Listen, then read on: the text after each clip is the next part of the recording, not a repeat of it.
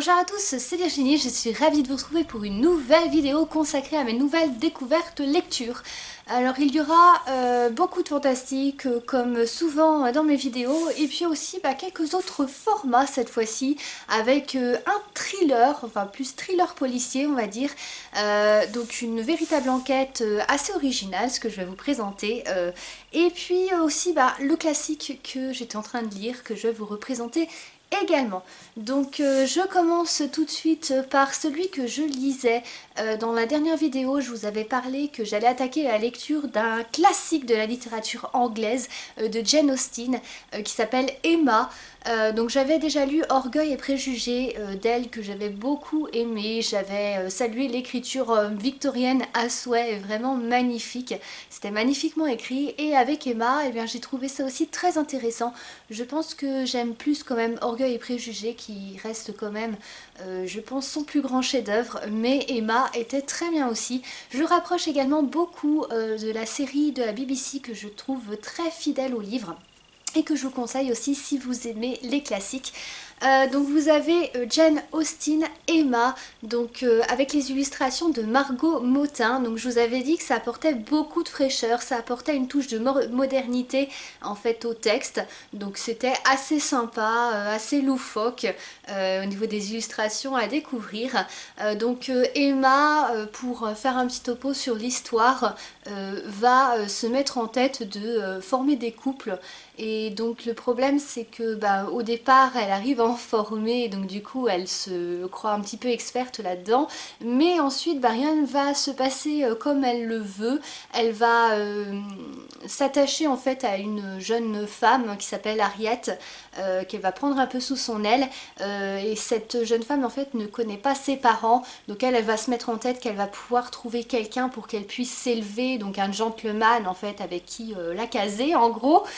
Donc elle va lui forcer la main pour qu'elle refuse pourtant à un fermier qui était tout à fait honorable et qui lui avait demandé sa main. Et donc tout va s'enchaîner, elle va se rendre compte qu'elle a fait en fait une grossière erreur et puis surtout elle va se rendre compte qu'il y a quelqu'un qui l'aime, qu'elle n'aurait jamais soupçonné. Donc voilà, c'est superbement écrit comme à l'époque, voilà, donc une écriture très victorienne. Assez alambiqué. Disons que c'est littéraire, mais je trouve justement non que c'est pas si alambiqué que ça. Voilà, en tout cas j'aime beaucoup le style. C'est à l'eau de rose, hein, faut pas se le cacher. Il n'y a pas beaucoup, si vous voulez trouver de l'action, vous en trouverez pas beaucoup dans ce style de livre là. Mais voilà, c'est très bien écrit et très romantique, donc à conseiller. Alors ensuite j'ai découvert un livre qui est très original, donc qui est un peu entre le thriller plus policier avec une petite touche de fantastique. Alors en fait ce livre là il est constitué de 8 nouvelles. Les auteurs se sont retrouvés en fait avec la personne qui les a poussés en fait à écrire, qui leur a donné quelques idées à remettre en fait, à intégrer dans leurs nouvelles. Ils se sont retrouvés en fait tous ensemble sur un campus, donc ils ont écrit tous ensemble chacun une nouvelle, et ce qu'ils ignoraient c'est que l'un d'entre eux va être le tueur en fait de l'histoire. Donc ça je l'ai trouvé très sympa sur l'originalité. Donc ça s'appelle Histoire de palier et je l'ai eu en financement participatif sur le site Ulule. Et vous avez Karine Carville qui a organisé en fait tout ça. Donc elle a juste donné un peu peut-être une trame ou quelques éléments en fait à intégrer à chaque personne dans leur texte.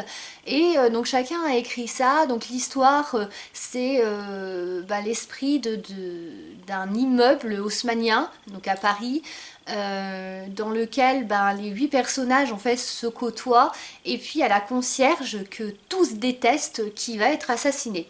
Et donc le but aussi pour le lecteur c'est de découvrir qui a fait ça. Donc du coup je vais vous livrer mon ressenti, je vais pas vous spoiler bien sûr si toutefois vous souhaitez le lire. Donc le premier personnage qu'on découvre dans la première nouvelle de ce livre c'est un pharmacien peu scrupuleux. On apprend que la concierge en fait lui a révélé appris à sa femme qu'il la trompait, du coup il a perdu sa femme, il avait perdu aussi son affaire, il avait été discrédité, donc du coup il lui en veut beaucoup. Et il va décider un peu d'arnaquer les gens.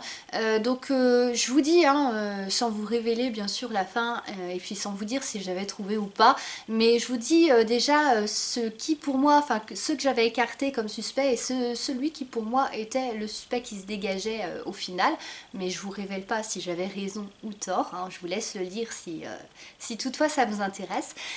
Donc pour moi ce pharmacien il était un peu trop malhonnête justement pour être le tueur, il était un peu tout désigné pour être le tueur, donc je ne pensais pas qu'il pourrait l'être. Donc ensuite, donc on est dans une histoire aussi, hein, des histoires quand même très modernes, hein, donc ça plaît ou ça ne plaît pas, voilà, ça dépend des goûts des gens. Hein, donc la deuxième histoire, la deuxième nouvelle, on va suivre un couple homosexuel qui ont un petit garçon autiste, donc qu'ils ont adopté.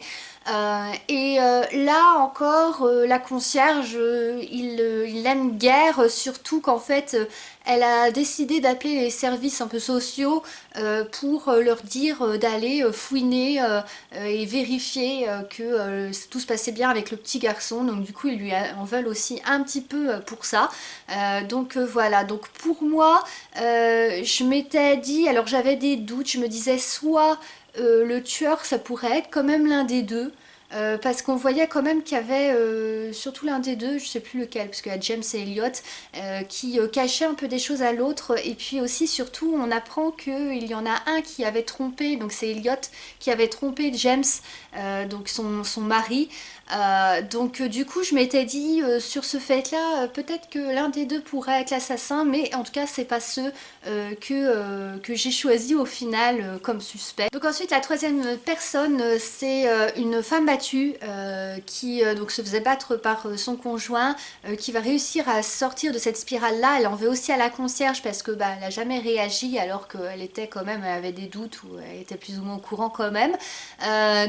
Du coup elle va finir par danser dans un club.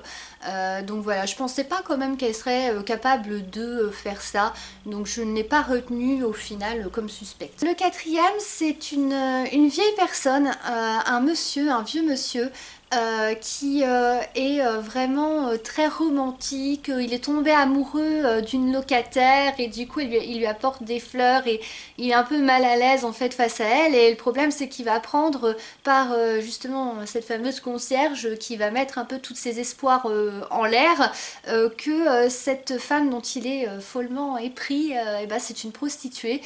Mais bon, ça va pas quand même, il va pas s'arrêter à ça parce qu'il la trouve vraiment magnifique, donc il lui fait la cour et tout. Donc ce vieux monsieur franchement est très attachant, donc j'ai jamais pensé qu'il pourrait être suspect. En tout cas, c'est mon avis, encore une fois. Donc vous avez la fameuse prostituée donc, dont le vieux monsieur était épris, alors c'est là où il y a une irruption quand même de fantastique. Je trouve ça un peu déroutant, voilà, c'est vraiment le bémol que je mettrais en fait dans ce livre là. Je trouve que les histoires ne s'y prêtent guère en fait au fantastique, sauf à la fin où il y a une voyante, donc là c'est différent, puis je trouve que ça fait avancer aussi l'histoire, donc je pense qu'elle a son rôle à jouer, mais par contre là je trouve ça vraiment, alors elle c'est une fée qui vient d'un autre monde, et on apprend que par la reine en fait des fées, elle est obligée, elle a été envoyée sur terre pour tomber enceinte. Il faut qu'elle tombe enceinte d'une fille, sinon elle ne reviendra pas, elle pourra pas revenir en fait chez elle, et elle aura deux choix, soit rester humaine et donc du coup finalement mourir un jour, ou mourir tout de suite. Donc voilà, je trouve ça un petit peu déroutant, surtout que là pour moi on est quand même dans un livre qui se veut plus psychologique, thriller, donc voilà, ça m'a un petit peu paru étrange, voilà. Donc du coup, cette fée, j'ai pas pensé qu'elle puisse être l'assassin, même si la concierge, on apprend qu'elle la faisait chanter, mais voilà, je la soupçonnais guère en tout cas. Ensuite, on a Indy qui est un petit chat, une petite chatte qui se balade un peu partout au sein de l'immeuble. Et donc elle fait quand même assez avancer l'histoire. Voilà, j'ai apprécié et puis ça ramène une touche d'humour qui est très appréciable aussi. Donc j'ai beaucoup aimé cette nouvelle.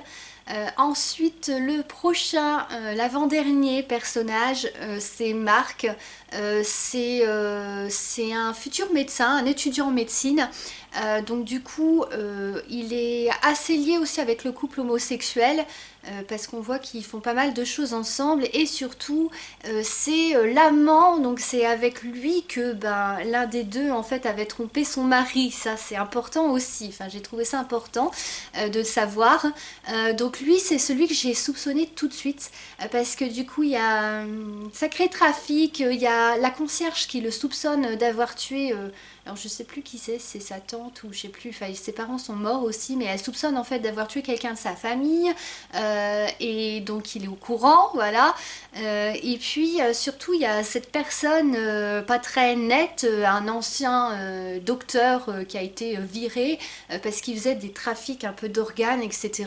Donc voilà, ça ramène pas mal de mystères ce personnage-là. Et je vous avoue que c'était mon suspect. Donc après, je vous dis pas si c'est vraiment bien lui ou pas. Donc ça, vous le découvrirez si vous le lisez. Et la dernière personne, le dernier personnage, c'est Satine. C'est justement la voyante de l'histoire, celle qui tire les cartes à n'importe qui, à des gens connus et puis à des gens aussi qui vivent là-bas de l'immeuble. Et elle, c'est vraiment elle qui va découvrir qui est l'assassin. Elle va le voir en fait quand il va tuer la concierge. Au début elle le reconnaît pas parce qu'il est casqué, enfin voilà, on voit pas qui c'est, on voit pas son visage et puis du coup elle va faire une transe un peu chamanique et puis elle va découvrir qui c'est, donc c'est elle un petit peu qui va contribuer, en tout cas pas qui va révéler mais qui va contribuer à révéler son identité. Pour l'épilogue avec la révélation, The Revelation, voilà, les révélations ultimes, j'ai trouvé que c'était, enfin, il m'a fallu la lire en fait plusieurs fois pour vraiment être sûre que on divulguait qui était l'assassin, parce que du coup j'avais pas trop compris, c'est assez sous-entendu quand même. Après je me suis dit oui ça doit être cette personne là, je pense, enfin voilà, vu ce que j'en comprends. Mais c'est vrai que c'était un petit peu alambiqué, hein, fallait vraiment comprendre. Et puis après au niveau des indices qu'on avait, alors j'avais trouvé l'arme du crime, ça je l'avais trouvé, mais après bon disons que voilà, il y a eu quelques hésitations et bon c'était un petit peu brumeux. Peut-être parce que ce sont des nouvelles aussi, donc c'est des choses assez courtes, donc ça doit essayer de s'enchaîner assez vite et du coup il y a peu de place aussi pour mettre des indices là-dedans, mais en tout cas voilà, donc un petit bémol ouais sur la fin qui me laisse un peu sur ma faim, on va dire ça comme ça. Après gros plus sur l'originalité, donc voilà, comme je dis ça reste une lecture moderne, donc on est sur des histoires courtes, sur un petit policier comme ça avec une idée de départ qui est quand même intéressante, donc à lire. Je vous montre aussi, il y avait des petites choses avec, voilà, vous allez mal voir, je vais essayer d'enlever ça du sachet, voilà, avec des petits, deux petits badges comme ça. Ensuite j'ai commencé la lecture, alors commencer c'est un grand mot parce que j'ai juste lu la première page, donc je sais pas si on peut dire que j'ai vraiment commencé, enfin en tout cas je vais commencer la lecture de Trina Jones, Marque Magique. Donc je vous refais un petit topo sur l'histoire, je crois que je vous l'avais présenté quand j'en avais fait l'acquisition. C'est aussi un financement participatif que j'ai eu sur le site Ulule. Du coup on découvre un personnage, une héroïne qui s'appelle Trina, qui est à la fois médium et exorciste. Donc elle voit les fantômes et puis elle chasse aussi un petit peu les démons. Elle est chargée en fait par une organisation donc, qui s'appelle l'ordre de justement remettre de l'ordre dans certaines affaires. Donc elle va enquêter en fait sur plusieurs choses, en l'occurrence au début dans un hôtel de luxe qui est soi-disant hanté par des poltergeists, et puis a priori elle n'est pas au bout de ses peines parce qu'elle va découvrir que c'est un peu l'arbre qui cache la forêt et qu'il y a encore autre chose derrière ça, des choses qu'elle ne se serait pas imaginées. Donc il y a l'air d'avoir un petit côté humoristique, je pense qu'il y a aussi une petite romance en même temps, donc du coup voilà, j'ai hâte de le découvrir et puis de vous partager mon avis. Après récemment j'ai découvert 2 livres qui me plaisaient bien, donc du coup je les ai pris, j'ai hâte aussi de les lire. Ils me semblaient très prometteurs au niveau de leur résumé, donc du coup je vous les présente aujourd'hui. Le premier c'est Murmures funèbres. Alors celui-ci, ce qui m'a plu, je suis tombée dessus par hasard en fait sur Booknode. Du coup c'est le fait qu'il se rapprochait beaucoup au niveau de son résumé puis de l'atmosphère a priori d'une série que j'aime vraiment où il n'y a pas eu beaucoup d'épisodes, je crois qu'il y a eu que deux saisons. Ça s'appelle True Calling. Pour ceux qui ne connaîtraient pas, donc c'est une jeune médecin légiste qui à la morgue va découvrir que les morts l'appellent et lui demandent de l'aide, et du coup elle va recommencer la journée dès qu'il y a un mort en fait qui lui demande de l'aide, et puis elle va essayer de tout faire pour le sauver. Donc j'avais beaucoup aimé cette originalité, j'aimais beaucoup cette série, et a priori on retrouve un petit peu la même chose dans ce livre là. Donc là on va suivre une jeune femme qui est thanatopracteur, je crois qu'on dit ça comme ça. En tout cas, elle refait des beautés aux morts. Donc elle fait les soins, etc. Elle s'occupe d'eux. Et puis elle va commencer à les entendre. Et a priori, pendant tout le livre, ça va être... le lecteur va se demander si en fait elle l'imagine, si elle est pas un peu folle ou schizophrène, ou si il y a vraiment quelque chose de fantastique. Donc ça a l'air d'être un petit peu entre le thriller psychologique et le fantastique, on va dire. Et donc voilà, j'ai hâte de découvrir ce livre-là qui me semble vraiment très intéressant. Ensuite, on a La voleuse de craie. Donc ça, c'est pareil, en fait, ça m'a plu, je trouvais ça très mystérieux. Donc je vais vous lire la 4e de couverture pour celui-ci. Ma vie est régie par des règles strictes et des ne pas. 1. Il faut obéir à mère. 2. Ne pas faire de mal à nos frères et sœurs. 3. Ne pas courir, sauter, crier, manger ni boire dans les couloirs de l'orphelinat. 4. Ne pas quitter la table tant que l'assiette n'est pas vide. 5. Ne pas prendre plus d'une douche par jour. 6. Ne pas parler dans l'espace de travail, mais celle que nous devons obéir par-dessus tout et pas des moindres. Ne pas quitter l'orphelinat, jamais. Je m'appelle Maya, je suis une aînée. Il est de mon devoir de veiller sur mes cadets et de leur servir d'exemple. Du moins, c'est ce que mère et marraine attendent de moi. Mais le soir de Noël, j'ai prévu de quitter Littlewood le temps de quelques heures. Je ne savais pas quel secret j'aurais à affronter, ni qu'une terrible menace allait planer sur ma tête. Dans le monde extérieur, tous les dangers ont un prénom, le sien est Mélusine.